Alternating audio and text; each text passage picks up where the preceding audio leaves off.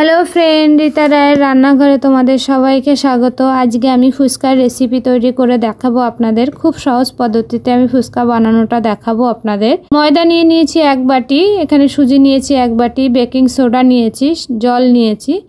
একটা পাত্রে ময়দাটা আমি ঢেলে নেব, সুজিটাও ঢেলে নেব, সামান্য লবণ দিয়ে দেব। আপনারা চেষ্টা করবেন ময়দা যতটা নেবেন তার থেকে সামান্য বেশি সুজি নেওয়ার। ময়দাটার পরিমাণটা বেশি করবেন না, সুজিটার পরিমাণটা বেশি হলে সমস্যা নেই, তবে সমপরিমাণ দেবেন। জল দিয়ে আমি নর্মাল একটা ডো তৈরি করে নেব। এই যে আমি ডোটাকে ভালো করে মেখে নেব, মেখে আমি ঢাকা দিয়ে রাখবো আধা ঘন্টার জন্য, যাতে সুজিটা ঠিকঠাক মতন ফুলে যায়। এই যে আমার আধা ঘন্টা হয়ে গেছে। এবার আমি ঢাকনা খুলে এটাকে আমি খুব ভালো করে মেখে নেব একটু। এর থেকে ছোট ছোট লেচি করে নেব আর একটা বড় লেচি করব। এই যে আমি ছোট ছোট লেচি করে নিচ্ছি। লেচিগুলো একটু প্লেন হলে ফুচকাটা খুব ভালো ফুলবে। এই যে ছোট ছোট লেচি করে আমি রেখে দেব ঢেকে। এবার আমি একটা বড় রুটি করে নেব। অনেকগুলো ফুচকা কী করে তৈরি করবেন সেটাও দেখিয়ে দেব। এই যে এই রকম পাতলা করে নেবেন। এবার একটা কৌটোর মুখের সাহায্যে আমি এটাকে কেটে নিচ্ছি। অন্যদিকে একটা প্লেটে বা কিছুতে সুতির কাপড়, পাতলা কাপড় আমি বিছিয়ে নিয়েছি ফুচকাগুলো তুলে রাখার জন্য। এই যে আমি তুলে নেব ছোট লেচিগুলো যেগুলো, সেগুলো বেলে দেখাচ্ছি। এই যে এটাকেও আমি বেলে এই পরিমাণ পাতলা রেখেছি। আপনাদের দেখে বুঝতে হবে কি পরিমাণ আমি পাতলা রেখেছি।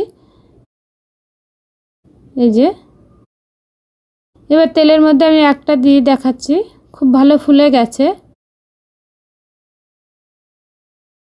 এই দেখুন একটা একটা করে আমি দেখাচ্ছি, তারপর আমি একসঙ্গে অনেকগুলো দিয়ে আমি দেখাবো। এই যে সঙ্গে সঙ্গে উঠে আসছে, মানে তেলে ছাড়ার সঙ্গে সঙ্গে আমার ফুচকাটা উঠে আসছে উপরে ফুলে। একটু লাল লাল করে ভেজে নিতে হবে। লাল লাল করে না ভাজলে আপনার নরম থেকে যাবে, পরে নরম থাকবে। এই যে একসঙ্গে আমি 4টে দিয়ে দিলাম, আমার 4টে ফুচকাই ফুলে উঠেছে। এই দেখুন সঙ্গে সঙ্গে দেখুন উপরে উঠে আসছে। আমি একটা ফুচকা আবার ছেড়ে দেখাচ্ছি আপনাদের সাইডে। এই দেখুন সঙ্গে সঙ্গে ফুলে উঠেছে। ঘরে বানানো ফুচকা খুবই মুচমুচে হয়, আবার একবার হলেও আপনারা বানিয়ে খেয়ে দেখবেন, খুব ভালো হয়। অনেকে ফুচকা বানাতে ভয় পায়, কিন্তু এই পদ্ধতিতে আপনারা বানিয়ে দেখবেন, খুব ভালো হবে। এই যে আমি তোলাটা আপনাদের দেখাইনি, তাই আমি আবারও দেখিয়ে দিলাম। এই যে ফুচকাটা আমি একটা কুলোর উপরে নিয়ে আমি একটু রোদে দিয়ে দেব। রোদে দিলে খুব মুচমুচে হয়ে যায় এগুলো। এই যে প্রত্যেকটা ফুচকা আমার খুব মুচমুচে হয়েছে। এবার আমি ফুচকা খাওয়ার জন্য আলুটা মেখে নেব।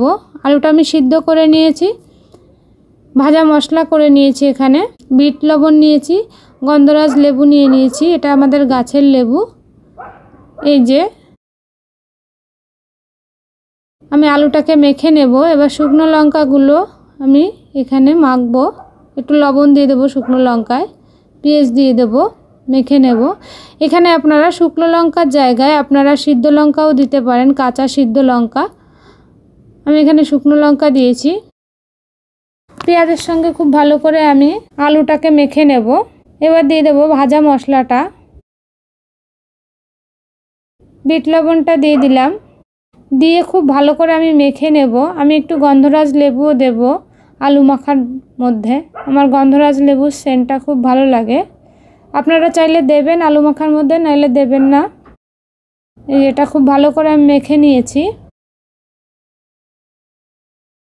এবার আমি টক জলটা তৈরি করে নেব। আমি তেঁতুলটাকে কিছুক্ষণের জন্য ভিজিয়ে রেখেছিলাম, এটাকে আমি চটকে নেব। এবার একটা শুকনো লঙ্কা আমি এর ভিতরে দিয়ে দিলাম।